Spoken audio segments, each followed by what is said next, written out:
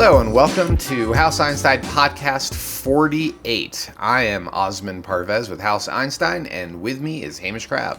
Hello. I'm Hamish Crabb. I hope the team run well at House Einstein.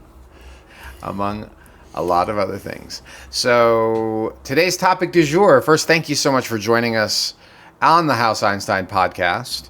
And before we go into topics, I will mention and remind that this podcast is entertainment. This is not real estate advice, legal advice, financial advice, romantic advice.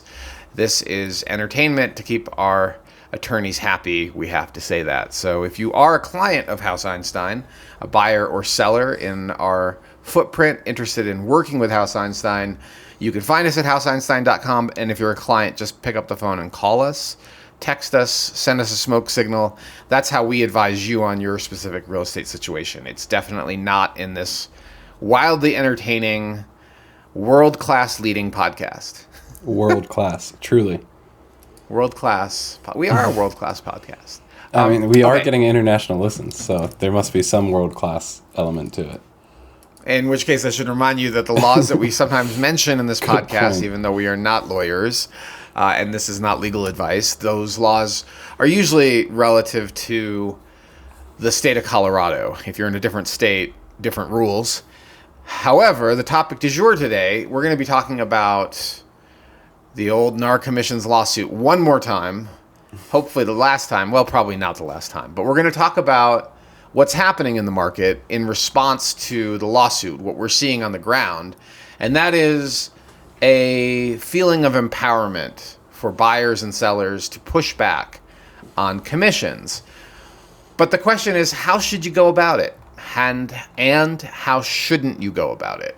So we're going to talk about that in a segment of this podcast called Tell Me Something I Don't Know. And we'll tease you with that a little bit because there's a lot of other things we're going to talk about today. We're going to touch on market conditions. We're going to talk a little bit about a couple of properties we've been working on here in Boulder. And we've got only 2 properties for sales of the week, unlike 5 we did last week.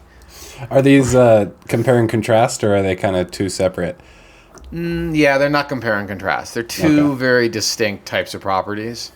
But both, I think, should have some important lessons for sellers. And then in the news, we've got that segment. There's a U.S. Bikeway to Lions that is coming into fruition. So we're starting to see connectivity between the L's and Boulder for cyclists. And it's spectacular. Increasing investment in infrastructure for that connectivity. Or should I say better connectivity. And much needed, too. Yep. Oh, absolutely. And then a couple of additional things under the Tell Me Something I Don't Know heading. And that is the Little Rectangle, Boulder's original segregated neighborhood. We'll talk about that. And we've got a listener Q&A question for you. And I think that's about it. We'll wrap it up. Hopefully keep it to 90 minutes. Last time we went almost 2 full hours. And that was a lot. I thought you were going to die, Hamish. I thought you adds were just up. Toast by the end of it. Yeah. So had to take a mid-recording break, but I think it cut together really well. So maybe the listeners didn't hear it. But behind the curtain, a break was taken. Cool. Yeah. This podcast is sponsored by the House Einstein Brokerage, and our mission is to help you make a smarter real estate decision. You will find us in Denver, Boulder. You will find us in the L's, Louisville, Lafayette, Longmont, Lyons, and we also cover select mountain towns, Ward, Nederland, and some of the resort markets, including Breck and Frisco and Silverthorne and Winter Park. We go all the way down to the southern neighborhoods of Denver and all the way up to parts of Fort Collins. My particular focus is Boulder, and that's why we often spend a lot of our time talking about Boulder. Yeah. All right.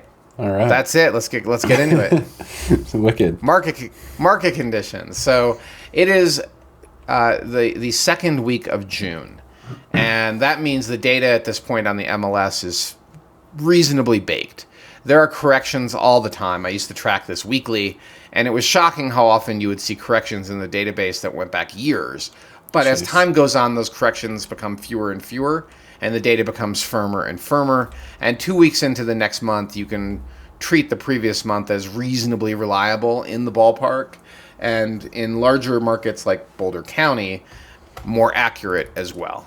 So what's been going on in the market? Well, we're going to start by looking at detached single-family houses, and I'm just going to kind of ramble through the basic statistics so you get a sense of what happened last month in our lovely county. And remember, again, this is detached only. So there were 507 new listings that hit the market. That's an increase of 14.7% year over year. And total inventory has now reached 758 houses. That's an increase of 34% year over year. That's a shocking uptick, by the way. That's a big number. And property under contract, houses under contract, have fallen 2.9%. So about 300 properties were under contract last month. And there were 330 sales, which represents a 19% increase year over year. Days on market is really, I always look at it as not necessarily that accurate, because there is some funny stuff that certain agents are known to do, which is refresh listings, and I'm not entirely convinced the database is capturing that. I usually have to do this statistic manually. But according to the MLS, days on market increased, the median days on market increased to 13.8%. Increased by 13.8%. So median days on market was 33. And then months of supply is now 3.2. So that's an increase of 28%. And the median sale price in the county was $900,500, which is a 5.9% increase in median sale price. And the total dollar per square, which is probably a little bit more accurate than what the median price was $338, and that is 7.7% down from the previous year. So that is the basic ramble of statistics for Boulder County. If I have time, and that's a big if, I will put together some pretty charts, which I'll push onto the Instagram and onto the gram and onto Twitter, and we'll probably only do one or two posts if I have some time, because we are focused on other things than biz dev and sharing statistics with the general public right now. We are focused on helping our buyers and sellers, and it is peak season. Oh yeah, boy is it busy, but we are weathering it. We're making it work for us. So it's good stuff. Wow, we're not just making it work, we're killing it, Hamish. Oh, yeah. Do you think we have time I run on the humble. We both Or do. modest, Do. yeah. But I'm not humble about our team, though, and I think you contribute a tremendous amount. And we are always pretty busy, but summertime there's a level of intensity that is unmatched throughout the rest of the year. It's really quite something each day. I mean, I'm starting my day waking up and opening up my laptop before I get out of bed to check email and start working on listings. It is not a job for those that have a lot of other obligations. Okay, so should we talk about attached? What do you think? Or should we just skip I think we've got time for attached. All right, we're gonna do a ramble through attached dwellings in Boulder County. Get City of Boulder on there as well, or for a detached? We'll do city after we do attached. So we're going to focus on Boulder County, and then we'll switch to attached and detached for the city of Boulder. So we'll focus on the county first, and then we'll go to the city, keeping in mind that the city data is far more volatile on a monthly basis, and that's just a sample size issue. All right, Boulder County, attached dwellings. There were 212 new attached dwellings. So attached dwellings are condos and townhomes. 212, that's an increase of 30% in new listings. And the total inventory is 392. That's an increase of 68%. Wow, that's a big increase in inventory year over year. And then under contract was up 14% year over year. So the market is absorbing a portion of all those new listings. Closed sales down 1.4% last month, only 136 closings. And days on market, 40, which is an increase of 53.8% year over year. Months of supply, which I almost never comment on, but I have in this podcast, so I will continue. 3.8 months of supply, and the median sale price was 528,500. That's an increase of 9.4%. And then on a dollar per square basis, which again I think is much more accurate, $361 per square is the median last month, and was the median last month, and that's a decrease of 7.2%. So the same pattern, the actual sale price, median sale price increased, but on a dollar per square basis it decreased. And that sort of tells you that maybe some larger properties were selling, because dollar per square always drops as you get larger. Right. And you also see an increase in overall sale price as properties get larger. That's just sort of common sense. All right, you ready to flip to the city? Yeah, let's do it. Okay. But takeaway there before I do that is that buyers have a ton more selection than they have in years. Mm-hmm. Total homes for sale. If you look at this chart, it is just astounding. It goes back. This chart is a 10-year. Well, you can't see it, but if you go back 10 years, right? The last peak was 281 units for sale, and that was in May of 2020.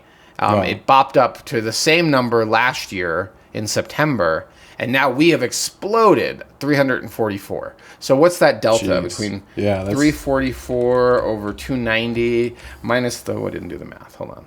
344 over 290 minus the 1. So that's an 18.6% increase from peak to peak. So year over year, from peak to peak though, not year over year, month over month. What I mean is from the last cyclical peak to where we are right now, it's a pretty big increase of over 18%.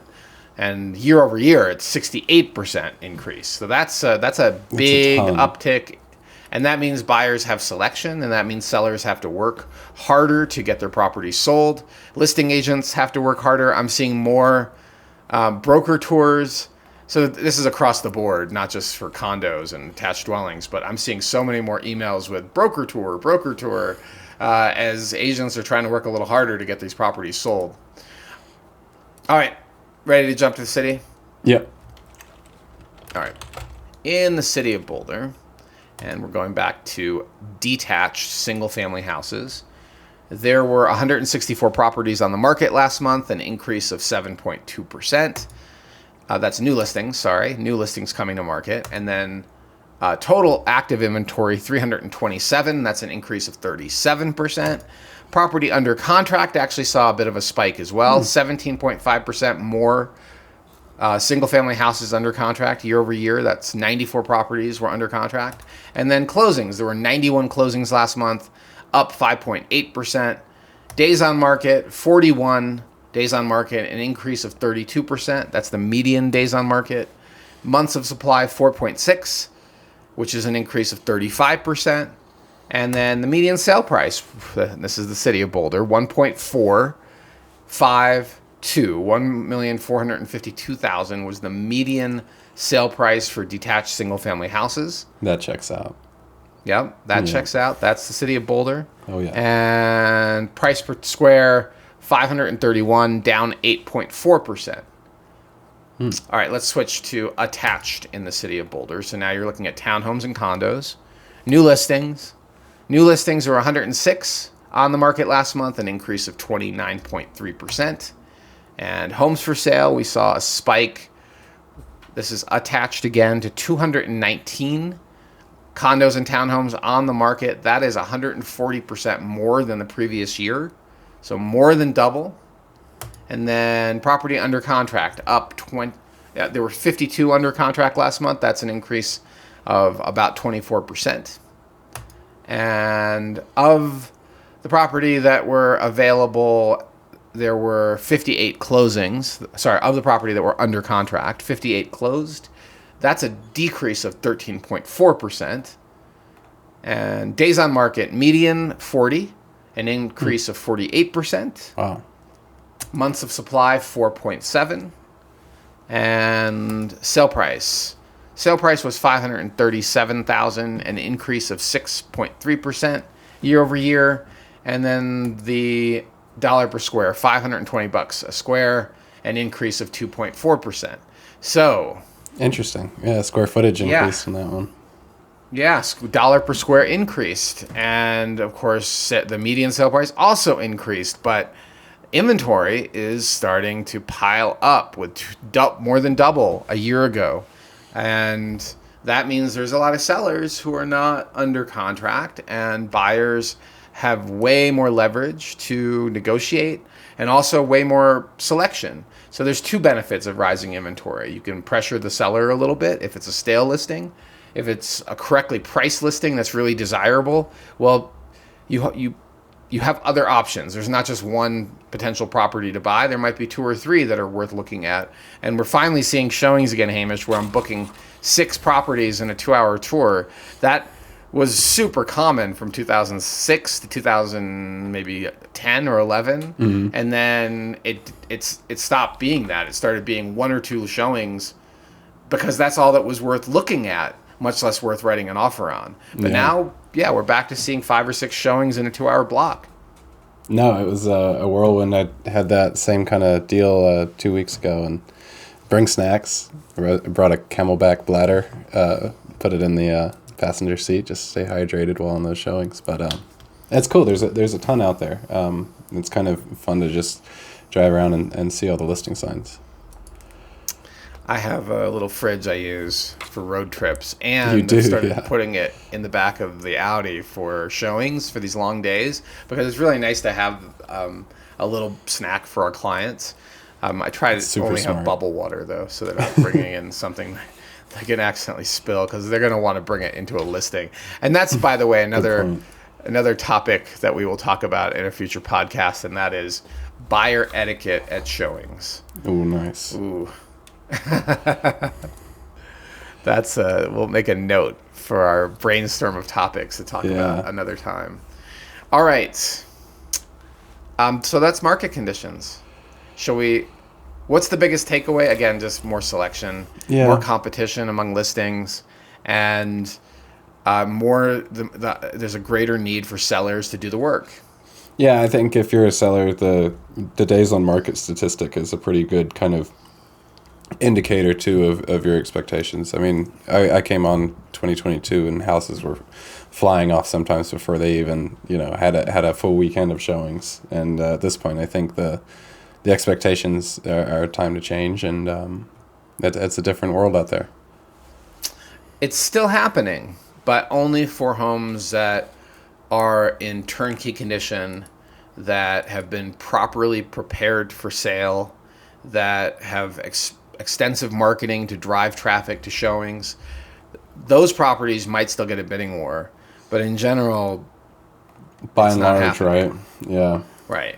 And that means, it's not quite a buyer's market. I mean, it is at certain price ranges. We've talked about that extensively on this podcast, particularly above $3 million. There's less than 10% of inventory under contract. Like that's a buyer's market all day long. But under $1 million, you're back to struggling to finding something worth buying. And when you do, when it's really ready to move in and all updated, you're unlikely to be the only. Yeah. And there's lots of different strategies around that. Maybe we'll talk about that at a future podcast. One of the reasons I hesitate is I don't want to give away our techniques to the competition because it's a significant competitive advantage to know how to compete in multiple offer scenarios and compete well. We briefly touched on it a few podcasts ago, but again, we made sure to keep our cards close to our chest. Some good conversation in that podcast, though. Right. Some good conversation. You can reference that podcast if you want. I don't mind referencing old podcasts, but I don't want to keep educating my competitors on how to beat me. That's doesn't really benefit our clients. All right, let's talk about... last thing I want to say is not every home is worth a bidding war. That's more true now than ever. And if you do enter into a bidding war where you're paying more than list or you're reducing your contingencies, do so judiciously and strategically, and really better know the contract if that's what you're doing, and hopefully work with an agent that understands how to help you complete your due diligence as needed, but also can strengthen the contract where it can be strengthened. It's a delicate balance sometimes. Absolutely, yeah. Yeah, you got to go All right. in with a lot of prep in mind. All right. Next. Move on. What do we got down the Buyer pipeline? and seller hype. This is what we're talking about now. Buyers and sellers of House Einstein. I'm just going to talk about mine because our other teammates have their own deals going on. But we have 2 new listings that are very much worth your attention. The first one is already on the market. I don't think we name dropped it last week, but we're definitely name dropping it now. Oh, yeah. It is 1380 Rosewood Unit C. And I represented the buyer on this property, and now many years later, a decade later, they trust me to sell the property for them. And since I got started all those years ago, we've really upped our listing game, and we've done all the work. So the home had the full staging consultation. It's now professionally staged, professionally photographed, priced right, and getting showings. And every buyer that's walked into it so far that's actually scheduled a showing has been excited by it. So I'm pretty excited to see that happening. As often is the case, there are hiccups. The door lock is causing issues, so we've scrambled to get a locksmith in and fix the lock. But overall, it's a great property. 2 bedrooms, 1 bath, 1 full. It's an attached garage, but you have to walk around the building to get to it. It's a pretty deep garage. In the photos, I dragged my I dragged my gravel bike into the photo because I wanted to show the scale. It's just like with staging a bedroom, you can't really get a sense of its dimensions if there's nothing in it. It just looks small. But the moment you throw a bed in there, suddenly you realize, oh no, it's actually fine. Just so threw the gravel bike in, and the garage photo, which you can see in our listing, has that turquoise bike in it to give you a sense of dimensionality. So that's great, right. Little property. I would be surprised if it's on the market for another week. We will find out. And then we've got a property that should be on the market by Friday, so we can now discuss that one as well. Hamish, do you want to mention what that one is? Yeah, this one coming up is in the Wildwood neighborhood. It's right next to some really fantastic open space and also some HOA ran private space, which is really nice. I got to check it out yesterday filming the listing video. It's a super cool kind of shaded square that seems to stay cool even during the hot season. But more on the unit, it's beautifully remodeled. The kitchen's super open and very nice to be in. And then it's got this sweet kind of 3-tier layout to it. And the top, I call it like bedroom and ensuite, are just ridiculously adorable. You've got kind of like a peaked roof and a super cute bathroom that overlooks North Boulder and the foothills there. It's a really cute property. Yeah. Yeah, I can't remember how many are in the Wildwood Association. I'm going to look it up. I want to say fewer than 50. Hang on one sec. Let me just double check because sometimes that's important. Let's see. There was a replat, so that adds a little complexity to try to figure out how many. I know we had like a Photoshop picture somewhere mentioning all the units in it, and I'll see if I can have a look. Yeah, I mean, I think it's roughly about 50. But one of the nicest things is that private community open space in the center part of the neighborhood. And it does have that little play set. It has a little outdoor area that you can rent for very little money for your events. And as association members, you have direct access to that. It's pretty much across the street from the driveway. And also adjacent to the driveway is an underpass that takes you right into Wonderland Lake. And that is just such a spectacular amenity, running, hiking. You're also right around the corner from Lucky's. You could stroll to Lucky's. This might be a little dangerous given the dining options with the bakehouse. I mean, it's basically everything you need, right? A really nice grocery store, a bakery, a coffee shop. There's a package store, not in the Northeast sense of package store, like a shipping company. There's also a liquor store, which is what people call a package store in the Northeast. So there are all these things that you wouldn't even need a car for. It is a spectacular lock and leave type option. Well, it does have landscaping, so let me back away from lock and leave for a second. It's a spectacular car-free lifestyle option for potential buyers. And the previous owner did so many updates. Like the kitchen is totally remodeled. And the bath on the upper level is totally remodeled. And hey, we've got some really cool artsy photos that we'll put into the listing. In addition to our usual amazing listing video. List price is yet to be established. We are carefully reviewing the competitors to make sure we price it right. And that is 4155 Riverside. Should be on the market by Friday. Same time as this podcast posts. That's right. Yeah, nice. And as you say in YouTube land, like and subscribe. No, hold on. That's not what we were trying to say. That is what you say in YouTube land. But what we should be saying is, if you would like to schedule your own private showing, reach out to us at houseeinstein.com. Or if you're just getting started in the market, trying to understand valuation and neighborhoods, we're more than happy to take you for a tour of Riverside and other properties on the market to help you get a sense of what your dollar buys and where value lies and how the competitive landscape matches up to your acquisition budget. Yeah. See how things make sense, right? Ready for the next segment? Oh, yeah. Got anything to add? I think that was about it. Of the two, what's your favorite? Oh, it's like I know. asking. It's like exactly. You're like asking a mother about her favorite children. We know which one's lock and leave, right? Well, Rosewood's lock and leave. Yeah. So, if your lifestyle, you think about things in terms of demographics, right? And this is not to prohibit somebody from any other demographic from owning it, but certain types of properties appeal to certain types of buyers. And Rosewood very much appeals to somebody that's a young professional, somebody that might be a coupled young professional, maybe in their late 20s to mid 30s, even late 30s. It has what you need. And you also, if you want to travel the world, this is fantastic. You lock and leave it. You have secure parking for your toys in the garage and all your camping gear, and you can go travel the world and no one knows whether you're home or not. You have your own private entrance, and all of that's really nice. You're also right around the corner from the library, and there's a bunch of restaurants at Uptown Broadway that are really cool, including Moxie and Bolota and Amante coffee shop and my favorite breakfast burrito place, Tierra y Fuego. Yeah. All of that is dangerously close. Dangerous for your expanding waistline. But the access to open space is not materially should counteract. But Riverside is a more substantive place, right? It's multi-levels. Yeah. It has more bedrooms, more baths.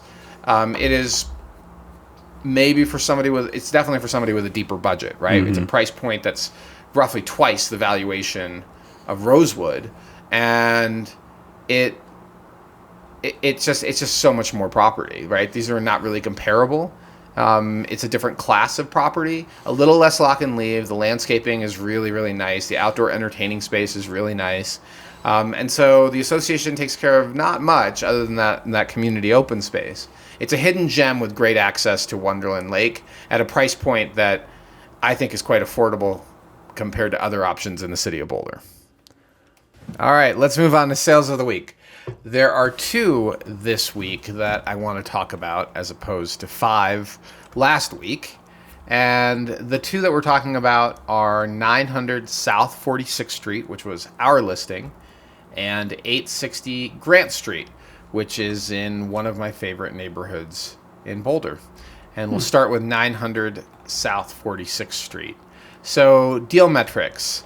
This was a basic South Boulder one-story ranch with a full basement built in the early 1960s. So it's located in Majestic Heights, which is a neighborhood that was constructed right after Martin Acres, but very similar style houses with very similar style designs and square footage. You see this style of ranch all over Boulder. We've talked about it many times.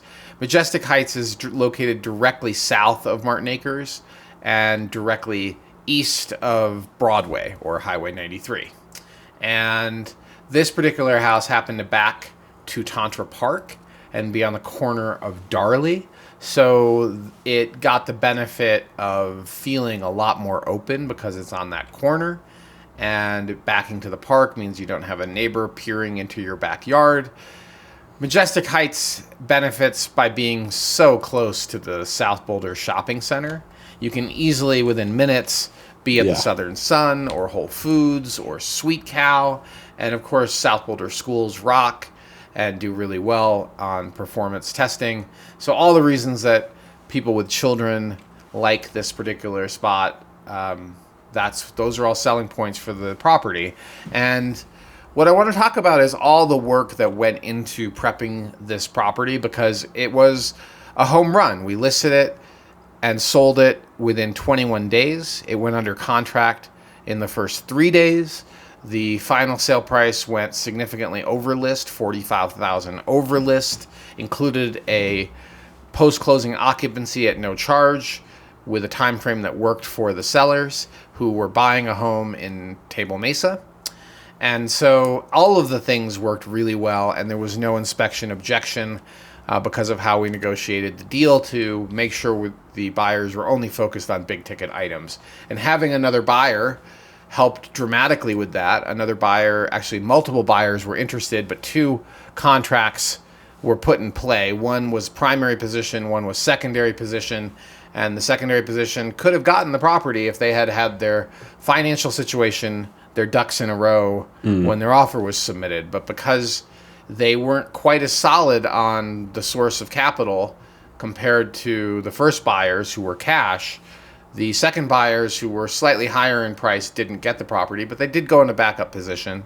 And that really helped us tighten up our inspection to make sure there was no shenanigans on inspection. The buyers didn't have any shenanigans. Of course not. It's a great house, but it's very much human nature to try to claw back on price once you've gone, especially when you've gone over list, and to use the inspection to do so. But when you have a backup offer that tightens up all those contingencies, that helps dramatically. And in this case, there was no inspection concessions, and the property closed very quickly. And now the sellers are in a home they don't own, and they will be leaving shortly. Lovely sellers, lovely people, and lovely buyers too. And I hope that everything goes smoothly from this point forward. It has gone smoothly up until this point, but our process was interesting. So we walked the seller through what we do for listings, which includes a detailed staging consultation in PowerPoint. So every room is photographed with detailed descriptions of what sellers should do. None of our competitors do that. And we were competitive on the listing commission, and the package of services was compelling. And it's a podcast or content listener. I'm not sure if he used to read the blog or he just listens to the podcast. But also came backed up with a referral from another client who we deeply appreciate. I won't mention their names. I don't want to embarrass them, but we deeply appreciated their referral of these people to us. And it all worked out in the end. And the sellers did the work. So this is the part that a lot of sellers are not willing to engage with. They don't want to prep their home for sale. But the difference between a home that is properly prepared for sale and one that is not is night and day in how buyers perceive that property. And these guys work their tail off in a very tight timeline. And I'll never forget one of the questions they asked was, can you guys get it on the market in a week? And we're like, do you have the resources? And because we do our own videography and photography work, Hamish, and can do it on a tight timeline, it was stressful, but we got it done on a really tight timeline with very professional photographs and video, all of which are online. So that's phase 2, is doing all that work. Phase 3 is let's price it right, see the competitors. And that was really important because the competition was fierce in the neighborhood. In Martin Acres and Majestic Heights, there were several other options, one of which arguably had better finishes, had been completely and thoroughly remodeled with brand new everything. And even though it was likely a flip, didn't look like a flip. All the work quality appeared to be decent. And that posed a very challenging narrative, given that it hadn't sold. And so we had to think about that listing really carefully when we priced ours. We had a position with that listing in mind. Its location was not quite as attractive, which was the key selling point. And what we emphasized in all of our marketing materials and the video and all the photos, the access to the park, the proximity to the park, the walk through the backyard, and the photo even that we carefully framed up so you can see how easy it is to be in Tantra Park. Yeah. All of that helped. And then phase 3, of course, phase 4 perhaps. Well, how many phases are we into? We follow up with each and every showing and set a reasonable offer submission deadline and treat all parties with a ton of respect in the transaction, including the agents that didn't get it, to encourage them to write a backup, but also treat them with respect if they do, and with great communication the whole way through. I mean, I really pay a lot of attention to that because it helps every deal going forward when you treat people respectfully. And it's all been smooth sailing. Buy-side agent was terrific. Yeah. Yeah, it was a really nice deal.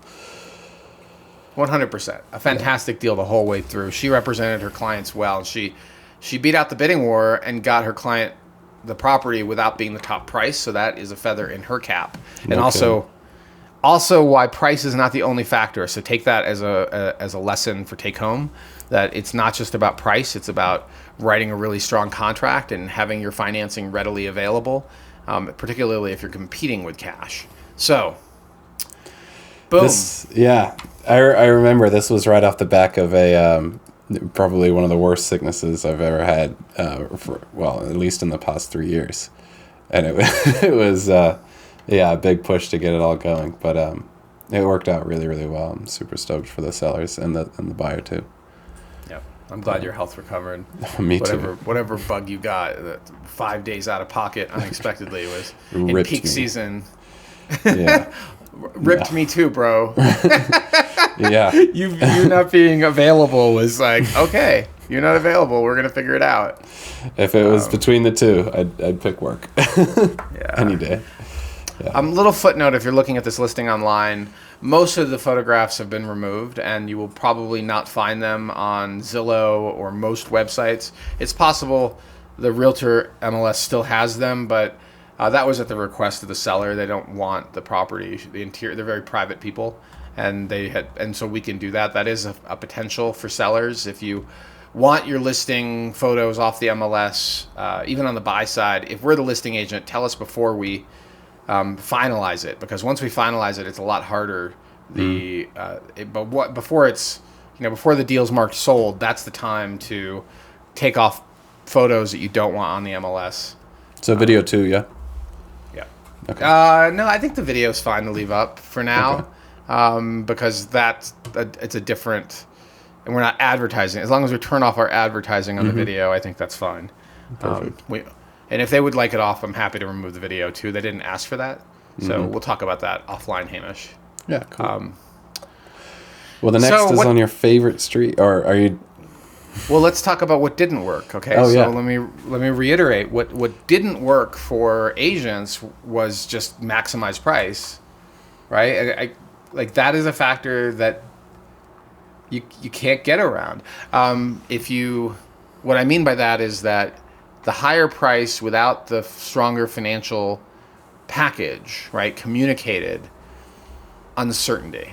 And I guess I'm just reiterating what I already said, but that's really important to keep in mind. And also what didn't work, so there were some photographs that didn't work, right, Hamish? Like we tried to get nice aerials, but some of the aerials made the power lines look too prominent. And we're like, well, that's not going to work for us. And as what we found with some of our listings, going back a second or third time, sometimes is necessary to get those photos right. And the photo stack in this one. You know, we have that resource and we have that maneuverability, right? Having it all in-house and everything. We can keep hammering it until we get it right, which is a really nice luxury. I mean, sometimes you probably hate it when I'm like being super nitpicky on the photos, and it's like we're trying to get this thing done, and we've taken. I mean, I took 750 images of Riverside yesterday. Jeez, really? Right, and you also have taken hundreds of images, and we're merging, with HDR photography, and then we're cropping and looking at the color and the light, and at the end of the day, the maximum you can have in the stack is 40, and so it's definitely an advantage to the client. it can also be a frustration exercise to get it done, particularly with two photographers in the property. Yeah. No, it worked out really well. I remember too distinctly. They said they were interviewing other agents, and other agents, they'd ask them, what do we need to do to get the house going? And the other agents were like, oh, nothing, you're good. And then we hit them with a slide deck of like, here's the prep, right? Yeah. Here's the prep of what we're going to ask you to do.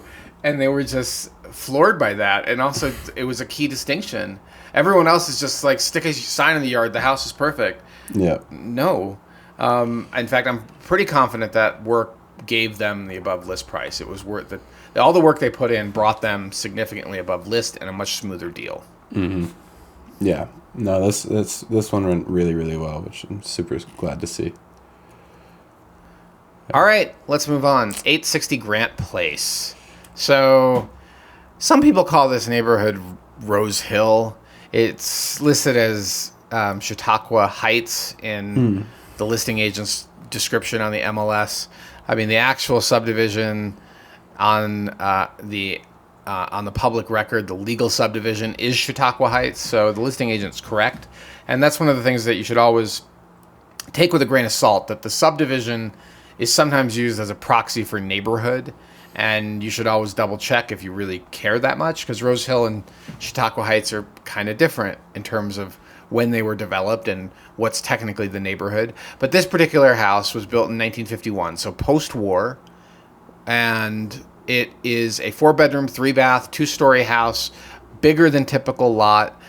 And the reason this listing caught my eye is for, I guess, a little bit of a selfish reason. I actually lived on 8th Street, just a couple of blocks to the north, and personally enjoyed a year of running and hiking on Chautauqua trails. These are the iconic Flatiron framed trails, and also being in very close and easy proximity to downtown, although a very fast bike ride down and a very slow and leg-burning bike ride up.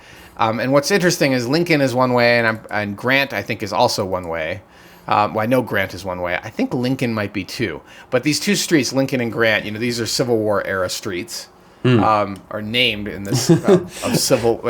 That's always what captures my eye when I'm coming up the hill, is that you've got Lincoln and Grant, right? You've got heroes of the Civil War on either side of 9th Street, and the one-way nature of Grant means it makes it a little quieter, even though it's a little closer to 9th Street. So this property was listed originally in April at $2.25.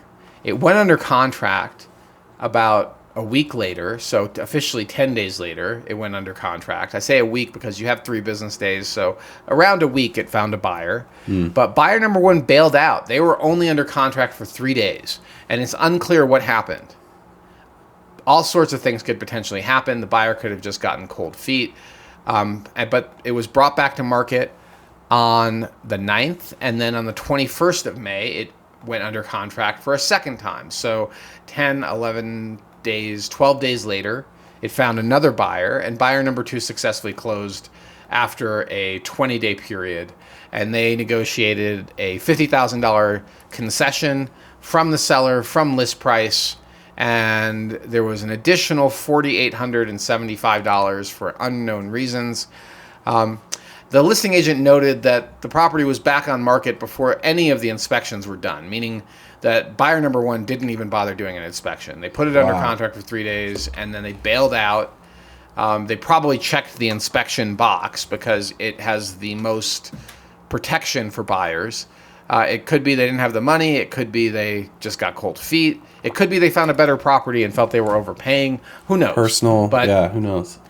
But this cost the seller money because almost certainly buyer number 1 was closer to the list price.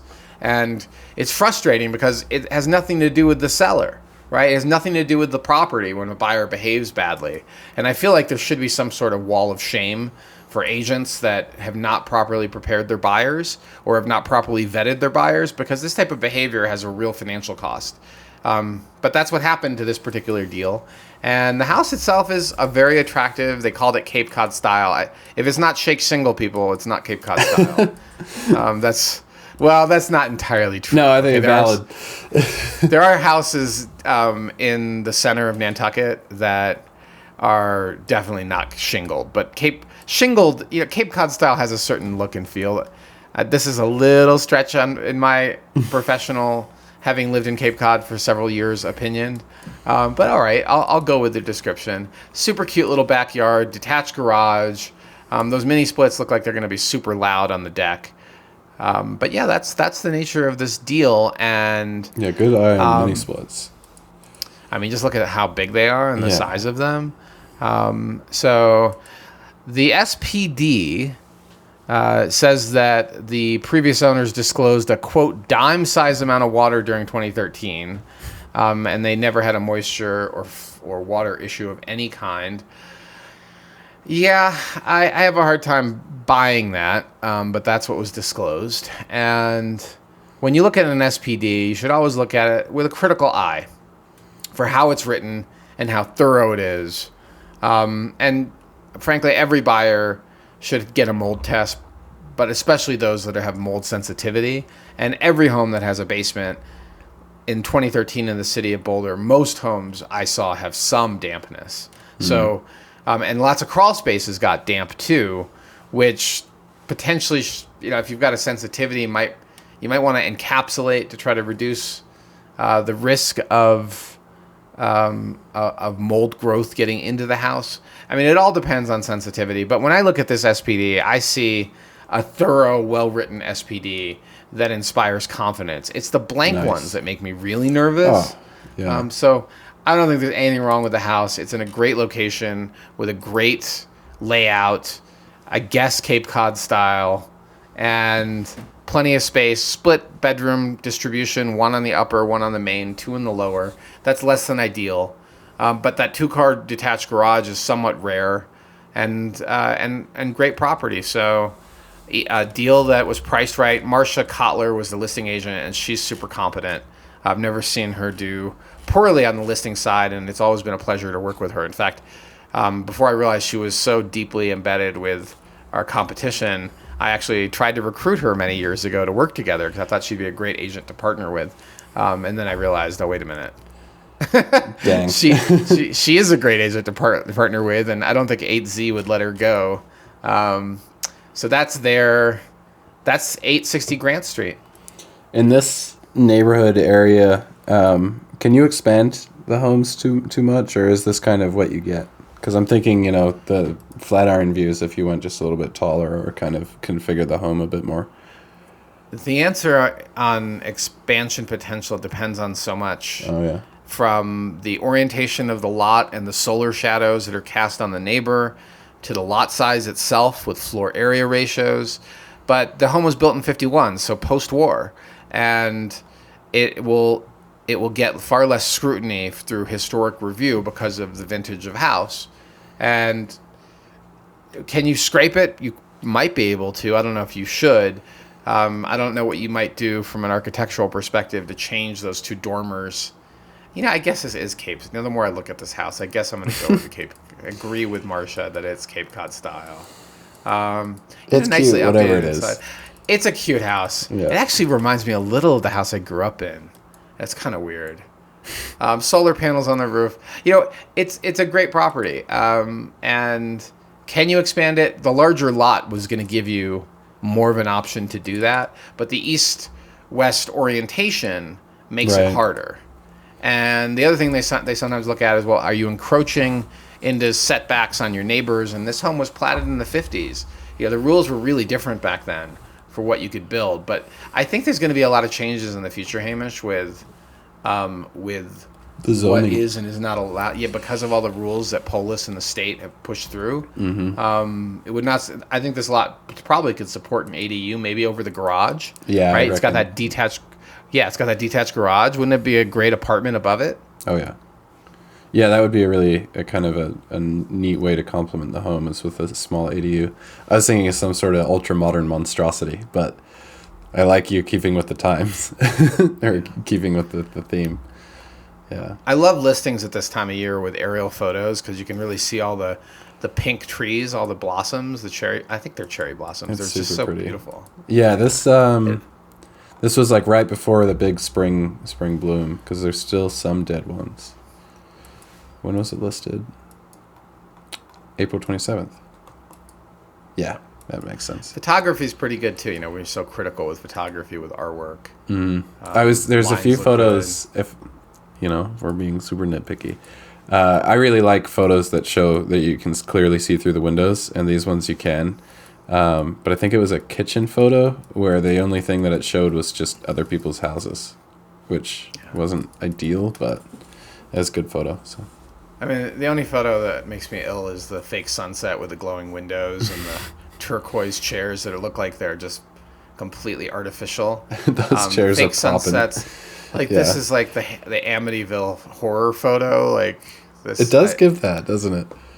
I'm really sad. I just really hate it with such a passion. This is where I know my artistic instinct and as a photographer and my knowledge as a realtor is in conflict because this photo would capture people's attention. For all the wrong reasons. It's just horrible. It's like a possessed house with glowing eyes. Yeah. And the cozy home twilight shot has just gotten a little too fake. Yeah. So. I mean, at least put a real sunset, a real background. It looks almost like a screen blend option for the glowing windows. It's interesting. Anyhow. All right, let's move on. So that's 860 Grant, and still one of my favorite neighborhoods in Boulder. Someday we might move back there. I think you'd rock that neighborhood for sure.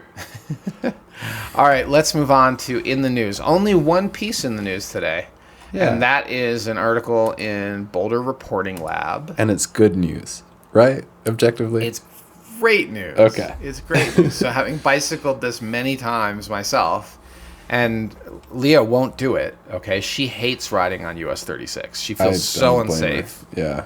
And I've ridden quite many times on US 36 from Boulder to Lyons. I might turn off at Lee Hill and come back on Old Stage or something like that. But it is just sketchy, and you feel very unsafe. And I didn't realize, according to this article in the Reporting Lab, which we will link to, that it's the county's deadliest highway. I believe it. Seven cyclists have died since 2005. So in 20 years, 7 cyclists have lost their lives, and lots of others have been hit. And I think it's just something about the high speed and the cyclists, and I don't know. It's got narrow shoulders. It's a pretty dang fast road.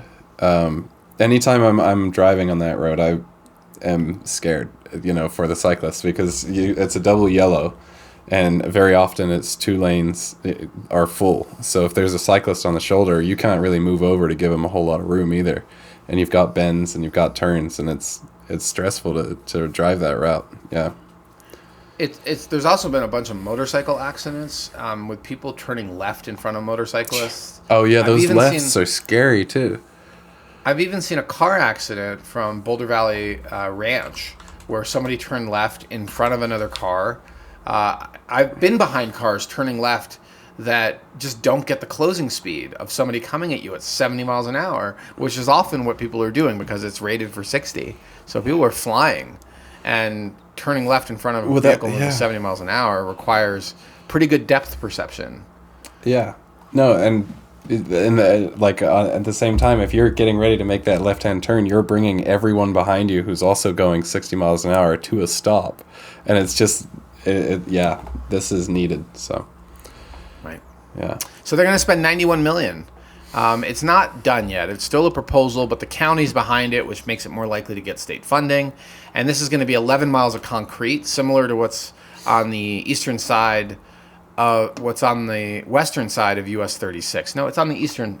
It's on the east and the western side. So on US 36 between Boulder and Denver, there's also a very similar roadway that has been built and has been very successful. So I think that this is going to be a fantastic addition. It'll make it easier to get to Lyons. It will definitely support the cycling community. It's a very smart investment in building long-term infrastructure, expanding our infrastructure all over. Last week we talked about the diagonal, and this week we're talking about, I think so. Didn't we talk about it? I know we shot it, but I wasn't sure if we talked about it. And I was just about to bring up, this is not the same project as the diagonal project.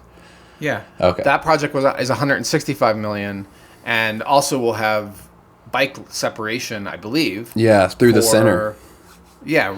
Okay, so that's going to be an amazing project too. Yeah. So, but this will be nicer. It won't be through the center. I don't know about being in the center, but better than being on the lane No kidding. with the traffic moving 70 miles an hour. So, I think that's money very well spent in the long run to increase Boulder cyclists. Obviously, I'm a huge cycling fan and aficionado, so I'm always going to be down for spending money on cycling infrastructure. Yeah, I completely support it. I barely cycle to commute, but I think it's a great idea. Infrastructure is such a solid thing to be investing in, especially a city that is continuously expanding. It's just smart. I predict once you get your first e-bike, Hamish, you'll be riding your bike to Boulder. That'd be so sweet. It is so much fun. We'll see. A friend of mine has this a e-dirt bike, and that thing looks like a blast, but that's a toy. Those Surons are not bicycles. No, totally different. They are not bicycles. I'm, as a motorcyclist too, I think they're amazing. But when I see 16-year-olds, flying around Boulder on them. Yeah. Oh yeah. They're no joke. Oh yeah, they're no joke. All right, let's move on if you're ready. Okie dokie. That was news. Fantastic news. Are we already? Oh, we're doing well. We're doing well, and we have to accelerate because I need to attend to client business, and it's going to be a busy rest of the day. I have to meet a contractor, so we need to move pretty quick through the rest of these. We're going to cover them. I was gonna segue right away. Go ahead. All right, so this is the segment we call "Tell Me Something I Don't Know," and our first item in this topic is called the Little Rectangle, and I didn't know this in Boulder. In fact, I was quite surprised when I was corrected about Boulder's history of segregation and racism. And I want to back this up a little bit. I do think that racism is a systemic problem in the United States, and at the same time, we're becoming better as a country.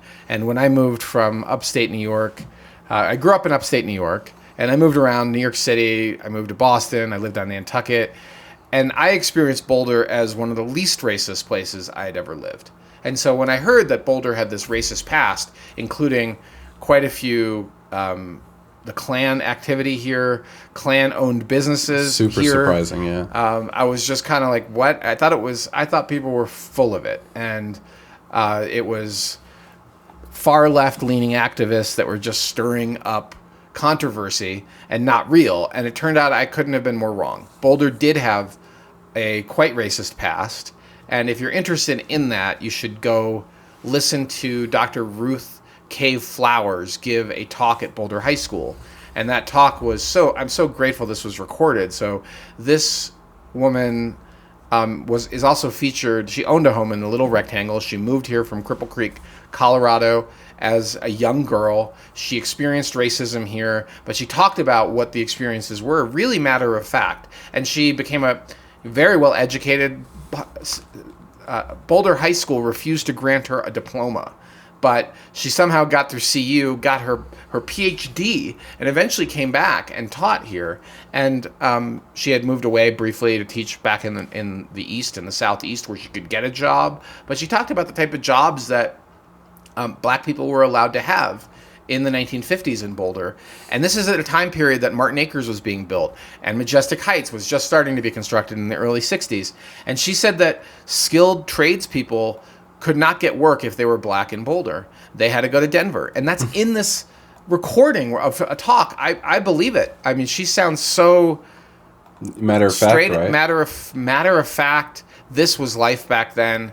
And the Little Rectangle is this neighborhood in the heart of downtown Boulder where people that were black were allowed to purchase and rent homes.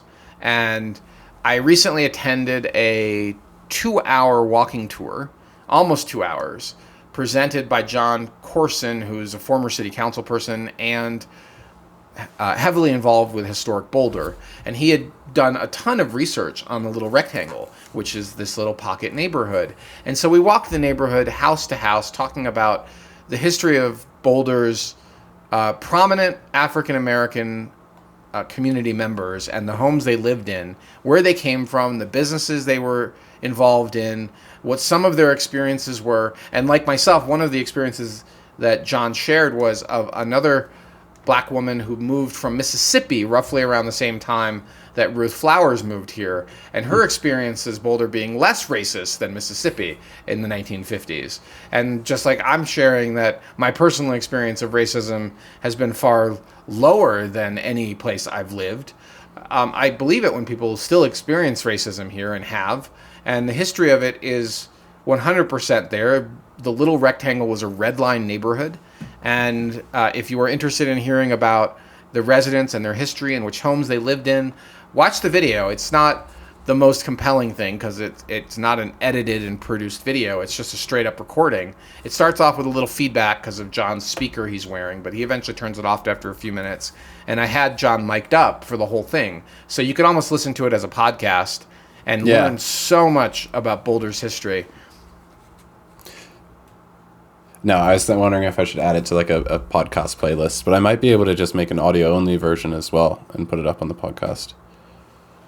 I mean, that's a great idea. There's also this app that we talk about in the video, and you can see screenshots of it because my wife Leah is holding it. And that app allows you to do a walking tour of your own with photographs and history of the Little Rectangle. So if you're interested, I think it's called Pocket Sites. Let me see if I can find it really quick because it's worth mentioning. It's worth linking to. Is it called Pocket Sites? SIGHT? Yeah, Pocket Sites. So check out Pocket Sites. I'm pretty sure you can get it on the Android or the iPhone Apple Marketplace. You could download it. You could do your own walking tour of the Little Rectangle and see the photographs and read the history of these early black citizens here in our community. And in the video, he also talks about how that population radically declined, and that tied in with how Boulder lost a bunch of its hotels and business declined here. The peak mining era went away, and so we lost a lot of our black citizens at that time. And there's a lot more detail, hour and 45 plus minutes of video. So check that out. You'll see it on the House Einstein YouTube channel. And that is something you probably didn't know.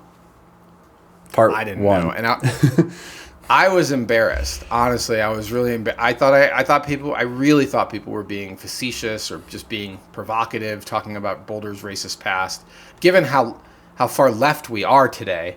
And also, it doesn't mean that racism is done here. So I was really shocked that was Boulder's past. And I even though I don't experience a lot of racism, others do. And that doesn't mean that it's a finished cause, right? The cause for equality, the fight for opportunity is something that continues.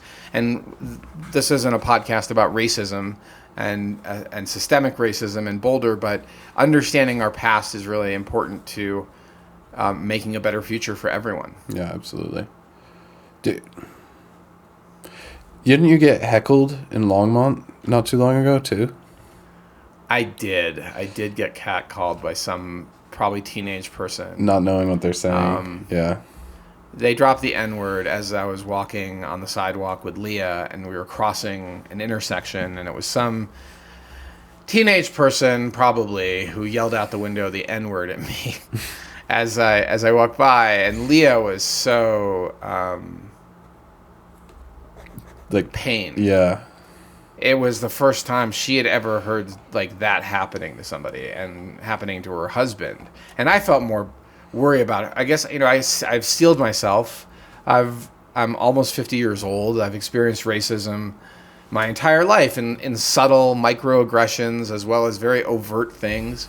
As a kid, I have lots of memories on the school bus of things that were said. Oh, school buses are terrible. Susie, I'm looking at you if you're listening. But you know what? It was your parents. It wasn't you. I mean, how do little kids learn racist things in second and third grade? Yeah, no kidding. They learn it from their parents. And unfortunately, I mean, that's how racism and prejudice is passed on. So, it wasn't my first brush with racism, and I mostly felt just deep worry about Leah. I felt bad that Leah had to see and hear that. but it had almost no impact on my emotion. It's hardly the first time, even if it's not. The part that strikes me about it, and this is the last thing I'm going to say, Hamish, is that most of the time the person who's expressing that type of language and prejudice is really ignorant. And they feel threatened, and they've clung on to their skin color or whatever feel better about themselves and feel superior about themselves. And so I actually feel bad for these people, particularly when they can't even get the right race in the slur. Like, I'm not black, so calling me the N-word is kind of funny, right? Yeah. It's like, you're not even the right race, and I've been called all sorts of things. I've been called Latino slurs. Wait, really? Arab slurs. I've been called all sorts of ridiculous things, and usually I laugh because it's not the right race, and it just reminds me of how ignorant this person is, and to just not engage with it, and to feel sorry for these people that, their sense of self and their identity and their sense of well-being in the world is so threatened by people that are different than them, and hopefully they give up that racket and figure out that there's so much more to your identity than your skin color. Yeah, but it's a better life on the other side for sure. Outside of racism. Let's move on from the little rectangle. Okay. All right.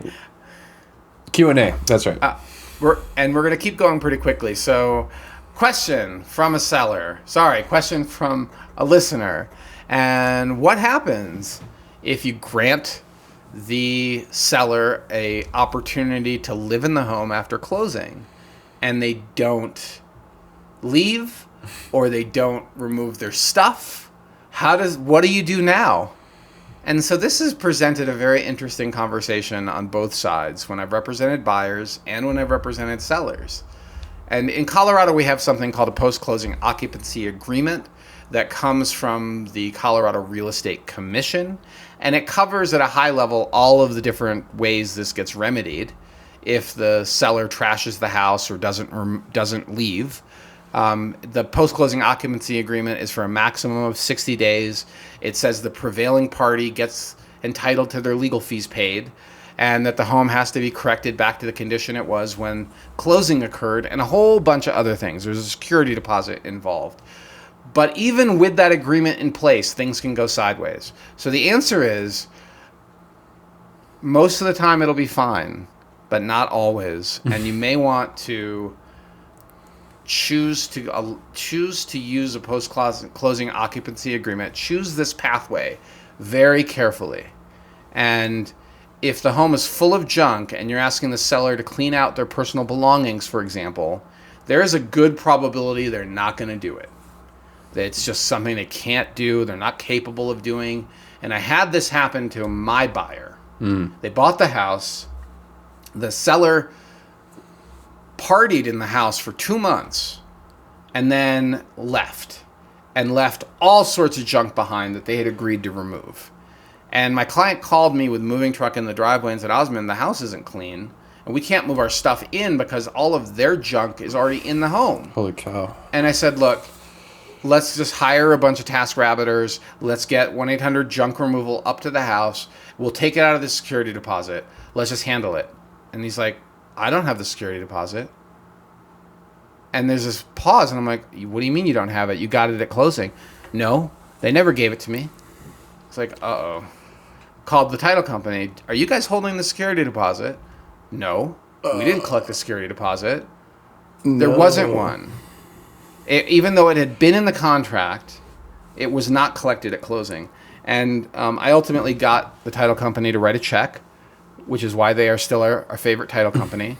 And I committed to never allowing a security deposit to be off of the settlement statement going forward. It needs to be on the settlement statement. And it was an uphill battle. I wrote a check as well. In the time it took the title company to figure out that they should write a check, I wrote a check and sent it to my client. He eventually ripped it up, and once we got the title company check, I already said their name, Land Title, and they're still our favorites because they own their mistake, okay? They screwed up, and they fixed it. And that's life. When everybody makes mistakes, including companies. And do they own the mistake, and do they fix it? If they do that, they are still in good graces. In fact, they're in better graces than they would have been. And it took a little bit of me reminding the the president of Land Title of what's on their website around their their ethics, and then they cut a check. But that's why they're still our favorite. They just needed a little reminder, and the number was big. There was a lot of junk in that house. So yeah, long story short, on move-in day showing up in Colorado, you have the post-closing occupancy agreement to protect buyers and sellers. It cannot be used for more than 60 days. It contains the option for a security deposit and renter's insurance. The answer is absolutely have a security deposit. Absolutely force the former owner, the seller, to get renter's insurance. Check that you get a policy from them. And make sure that you get that security deposit at closing. It should be on the settlement statement. And even then, I wouldn't do this if there are any signs of distrust with this particular counterparty, either side of the transaction. If you feel like this is a shady deal, don't accept it.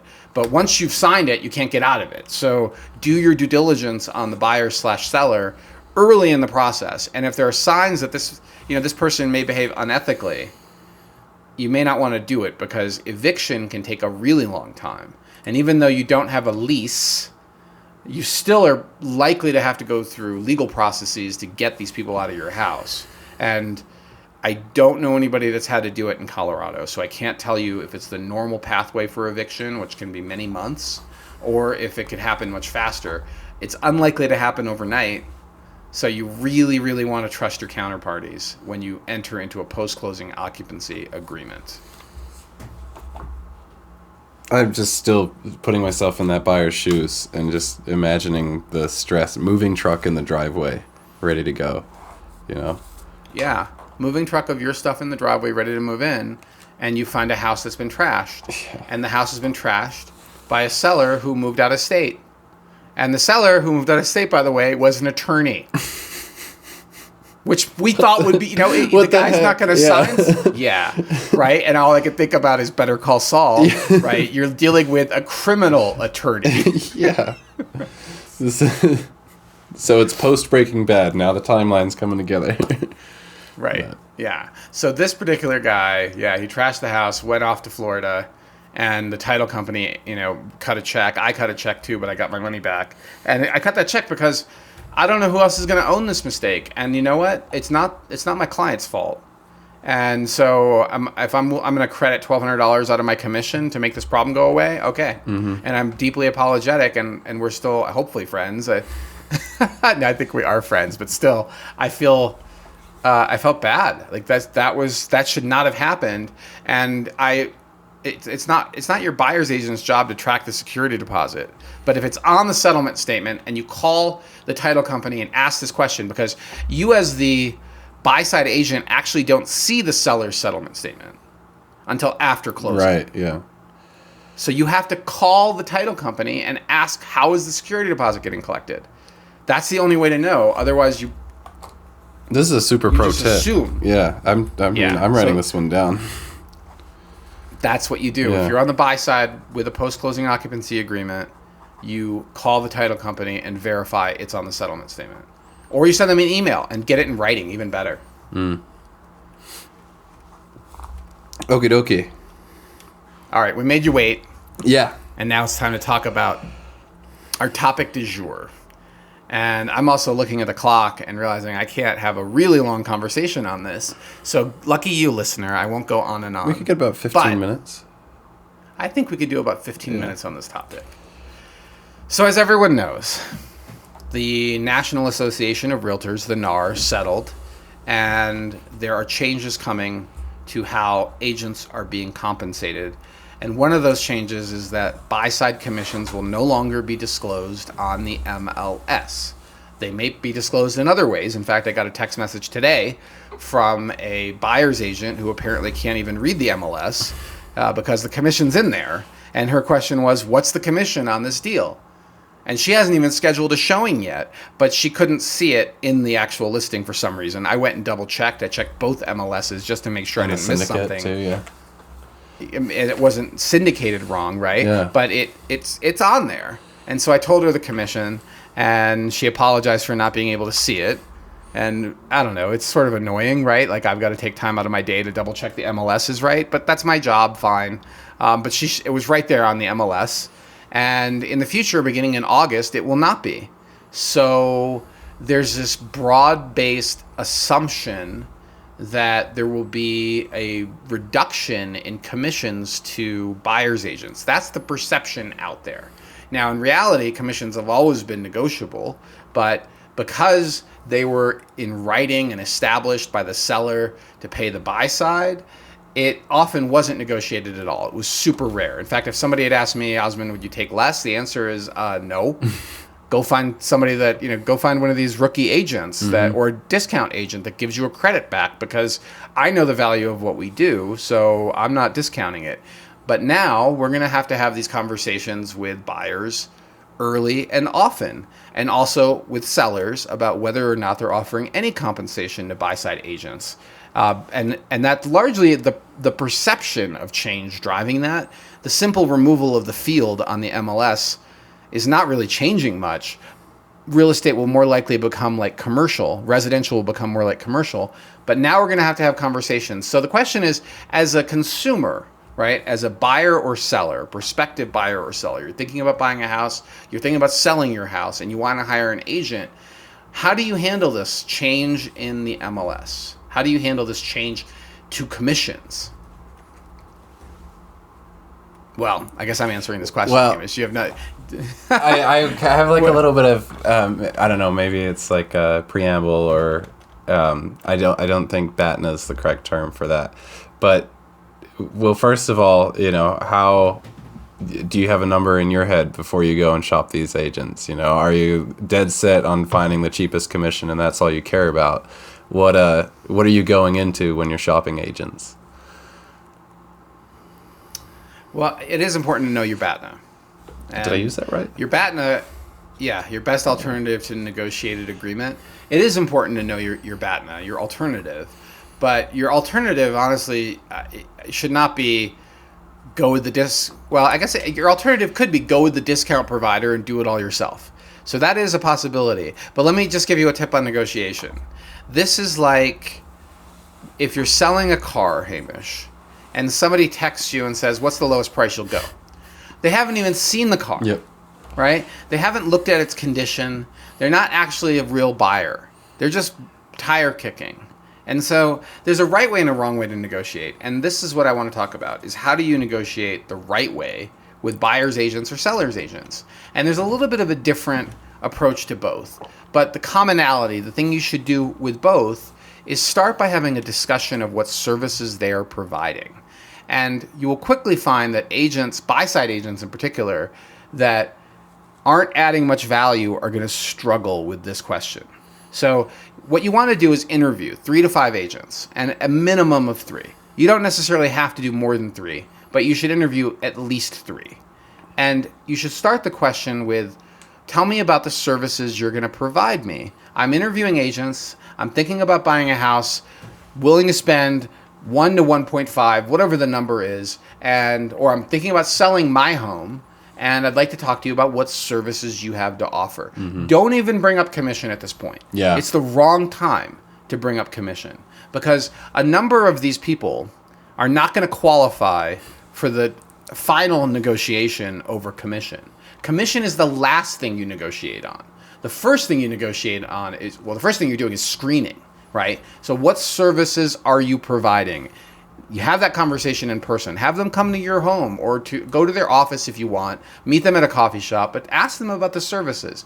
At House Einstein, I can rattle it off in my sleep, because this is what we do, is increase the value of the services we provide. So on the buy side,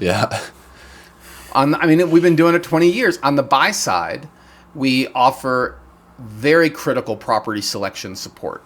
So when we're looking at properties with you, we're not telling you all the reasons you should buy it and trying to push you into a property. We're more often telling you all the reasons you shouldn't buy it. And if we're seeing things that are visible and obvious flaws, we're going to tell you about it. And a lot of these may not be visible to you. And any of our clients that have worked with us for the last 5-7 years, we can do this over a video call and point out some things you probably didn't realize. We've done so. That we can see as problematic. Yeah.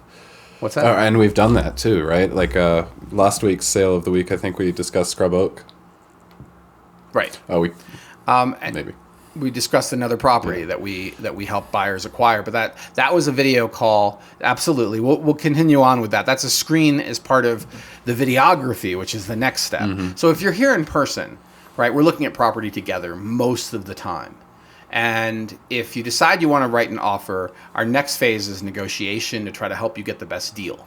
And that involves a thorough review of the comps and competitors, sold comps and active competitors, to help you write a strong offer that makes sense in the current marketplace. We also look at how long have they owned it and what sort of equity position they might have. If you're a remote client, we have videography services, or for some reason you're not available that particular weekend, we can usually get you a video within 24 hours, although I often promise 48. We're sometimes delivering in 12, but 24 is my usual promise.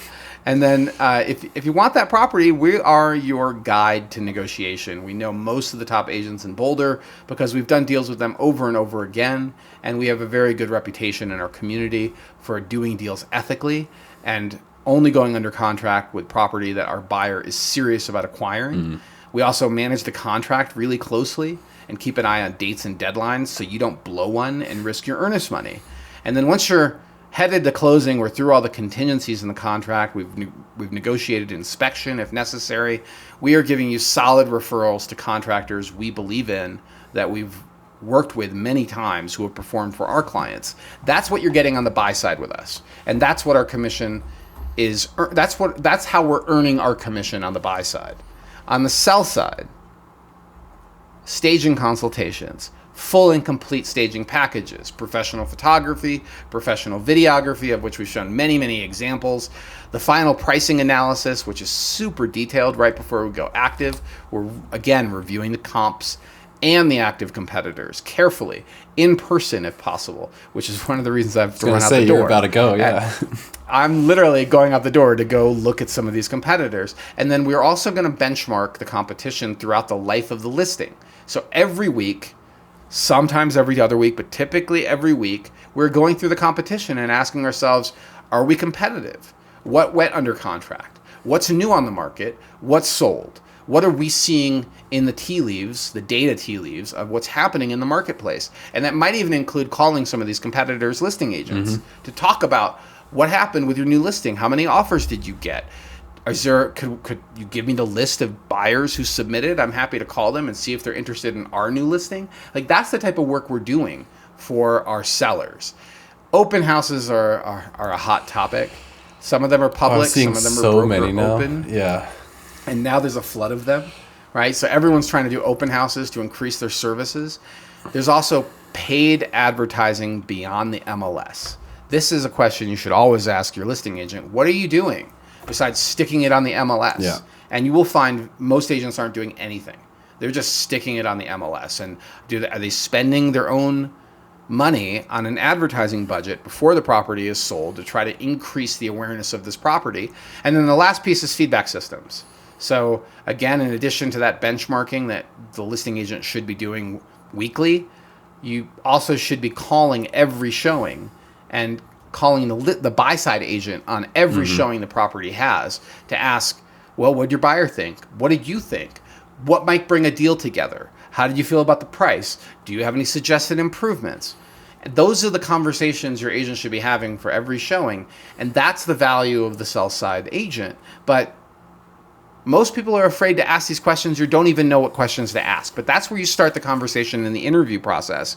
And you'll quickly find that when you start to interview agents, only a handful are going to get to the screen where you actually have to ask them about their commissions. But once you establish 1 to 3 potential agents that you really want to hire, you can ask yourself, are you getting value for commissions based on the services they're providing? And most importantly, how much do you trust this person? How happy were they to answer these questions? Were they willing to engage? Or did they get offended that you asked them about are you paying for any advertising outside the MLS? If they act offended by any of your questions, frankly, I would just rule them out, because this is somebody that is afraid to answer honestly about what they're actually doing in services for you.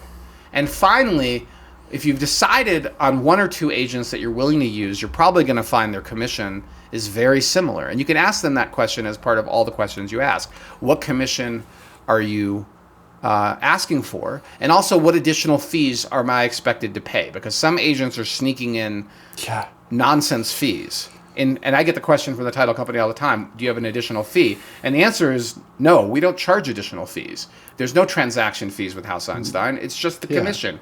But that's the only reason I know that other agents are doing this is because the title companies keep calling me with this question. So ask that question. And that's the point, finally, when you've made the decision on one or two agents that you're willing to use, you can say, would you be willing to, look, I'd really like to work with you. Your competitor is willing to do it for 2.8%. I'd like you to match. I'd like you to beat your competitor. If you can do it for 2.7, whatever negotiation you feel like offering them, then offer them that at that time. Only after you understand the value you're getting and you're sure this is somebody you want to work with and you're sure you trust this person. And I personally would not push so hard on a discounted commission that you alienate this potential listing agent, because the difference in what you net is probably not worth the discounted commission. So ask yourself very carefully, is the discounted commission what you want, or do you want a high value of service to what you're paying? And if an agent is really offended by you asking for a discount, they were the wrong agent. But if they counter, let's say they offered you to do it at 3. Okay, we'll do the quote unquote standard, even though this was never officially a standard. Right. Let's say that was, 3% is what they say. We do all our listings at 3. And you say, I'm willing to do this at 2.5. The right answer for that agent is to say, look, I really would like to represent you. I can't do 2.5, but I'm willing to do 2.6 or 2.7. You never agree. And that's another sign of a good negotiator, because the negotiation service is what you're paying for in addition. On the buy and sell side, and this is your test. This is your test about how they handle negotiation. If they say, that 2.5, I'll do it, you got to ask yourself, is this really who I want representing me? If they're willing to capitulate on their own commission that quickly. So this is how you interview, and this is how you can potentially use the coming changes in commissions, the perception of change in commissions, to interview high-quality agents, understand the services they're providing, and get a negotiated discount while you're testing their negotiation prowess. And that's how I would do it and have done it when I'm in your position as a buyer or seller. Very well done. It's like mic drop. Anyways, this has been it's been the Osmond Show on all of these topic areas, and I think I need to bring you into more of the negotiation conversations. I mean, there are rules for negotiation, and understanding those rules are really helpful in life. What do you think of? Or go ahead. And you're not allowed to use these on me. No, that's. I remember like day one, you're like, you're gonna learn how to negotiate. Do not use that on me. It's. I'm glad that I kind of got to set up like a little intro to that segment more than anything, because I think you nailed it, and better than most. I'll say Osmond's went over kind of services on the buy side. If you're an agent and you heard some of that, on the sell side, calling buy side agents for feedback. If you're an agent and you heard that, that's like pro networking tip 101. You're going out there, you're sticking your neck out for your clients, but at the same time, you're starting a rapport with other agents in the industry. Like, that's an excellent thing you can be doing. Well, it makes every deal go smoother. When you treat people with respect, you return their phone call, you take 5 minutes out of your day to tell them about their listing, and it may not be this deal, but it will be a future deal if you're in the business long enough, because 70% of the deals are done by 30% of the agents. And if this listing agent that's in the top 10%, hint, hint, calls you and says, hey, can you tell me what you thought about the listing? Call them back. Take 5 minutes from your day. You probably are going to be in a negotiation with them at some point. And if you treated them with respect, you're going to get a lot of respect back in the negotiation. It's going to make the deal so much smoother, because trust is that secret ingredient, and trust is earned with treating people respectfully. Yeah, big time. And I think what a great final segment, because I'm just thinking, like, as a prospective buyer or seller, and you don't do this all the time in your day-to-day, you don't really know what questions to ask or what to look for or how to go through. And one of our first and most popular podcasts is, questions to ask interviewing an agent. And I think this kind of, with the new commission spin, is a nice segment. So really think it was helpful. The trouble is that most people just don't do enough transactions in their lifetime, or they feel like they've bought and sold a few cars so they can handle real estate negotiation. On that one, if you're going to a marketplace thing, always lowball in person. Don't do any lowballing online. Yeah. Don't lowball until you've seen lowballing is a whole nother topic for how to get a good deal in real estate, but you don't lowball without seeing the property. Yeah. Like, that's absurd. You also don't lowball on somebody that is going to be upside down with your offer. They're not going to, you check their equity position. It takes 30 seconds. Mm-hmm. And if they have zero equity at the list price, you're probably not, like, they're going to have to bring cash to closing. Yeah. And most people would rather go into bankruptcy and foreclosure than bring cash to closing. They'd rather just hand the keys back to the bank. So that's not this market, by the way. We're not seeing foreclosures. But it's the same principles in car negotiation. If you're trying to offer low on something, see it in person and be ready to walk away. You have skin in the game now. Mm-hmm. They have skin in the game, having seen it. Having seen you gone through the time and wasting taking time, and you're close, and as long as your number is reasonable. I recently bought a trailer, Hamish, and it was textbook. Really? And on the way there, it's a utility trailer.